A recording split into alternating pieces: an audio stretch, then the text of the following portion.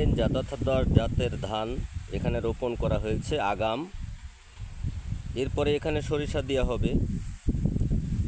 সাধারণত বাগেরহাটের সদরে অনেকেই 23-এর উপর নির্ভর করে থাকে, কিন্তু না, এবার জাতীয় পুরস্কার মনোনয়নপ্রাপ্ত চাষি জিহাদ নিয়ে এলো সেই পুরনো হলেও এই জাতটি কখনো যাত্রাপুর ইউনিয়নে তেমন একটা চাষাবাদ করা হয়নি।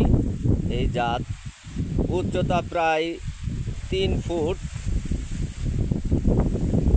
এবং এই জাত আগাম করা যায়, এখানে সরিষাও পরে লাগানো যায়। এটা হচ্ছে 10 জাত অর্থাৎ 10। এই জাতটি প্রায় সরকারি হিসাবে 3.5 একর জমিতে করা হয়েছে এবং বাগেরহাট সদরের হিসাব অনুযায়ী 2 একর জমিতে করা হয়েছে 10 জাতের ধান।